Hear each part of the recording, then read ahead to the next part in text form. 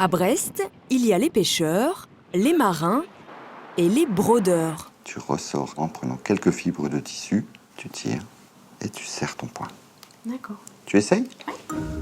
Oui, c'est bien un homme qui enseigne la broderie à une femme. David est accro à cette discipline depuis 18 ans. C'est une passion qui a été pendant longtemps réservée aux femmes. Et puis maintenant, les hommes s'y mettent, comme les hommes peuvent se mettre au tricot, comme les hommes peuvent se mettre à la couture. Et je pense que maintenant, c'est une activité qui n'est plus sexuée du tout. Le fil sur le... Violaine, la meilleure amie de David, a un peu de mal à comprendre sa passion. Car quand on parle de broderie, on imagine d'abord un canevas. C'est quelque chose que j'imagine plutôt comme fait au coin du feu par une dame d'un certain âge qui fait des napperons pour son service à thé. Et j'ai été très agréablement surprise par justement ce qu'il faisait, qui est très lumineux, qui est pas du tout ringard comme je m'y attendais. La broderie, ce n'est pas ringard, et malgré les clichés, c'est aussi une affaire d'homme. Cet art n'est pas nouveau. Il consiste à décorer les tissus avec du fil, des perles ou même des pierres précieuses. En France, les plus grands brodeurs sont des hommes. L'un des maîtres en la matière, François Lesage. Ce grand nom de la haute couture a travaillé pendant plus de 50 ans pour les plus grands créateurs, de Balenciaga à Saint-Laurent, en passant par Chanel. Aujourd'hui, dans les écoles, le nombre de garçons explose et il se dit même qu'ils seraient plus doués que les femmes. La passion de David est aussi devenue son métier. Tous les jours, il donne des cours de broderie dans son atelier breton. Un des exercices, c'est de créer ces petites formes ici qu'on appelle des araignées. C'est tout simplement de former en fait une fois un passage sur un fil, puis un passage sur le suivant. Sur un fil, sous le Ce suivant. soir, une vingtaine d'élèves a fait le déplacement. Parmi eux, 2 hommes.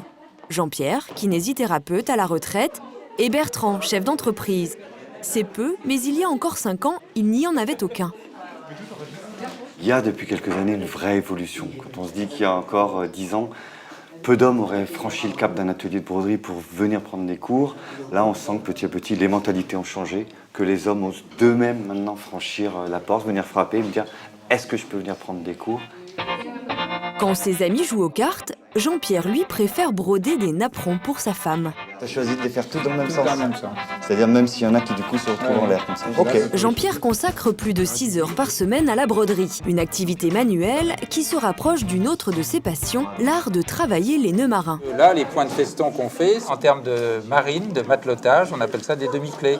Comme moi, je suis très marin, je retrouve certains points, je les retrouve sur mon bateau, quoi. Donc ça me va bien. Beaucoup l'ignorent, mais la technique des nœuds marins ressemble à celle utilisée en broderie. Avec ses sorties en mer, Jean-Pierre avait tout pour devenir un bon brodeur. Certains murmurent même que les hommes seraient meilleurs que les femmes. Seraient-ils plus patients et plus minutieux? Nous avons décidé d'organiser une petite battle.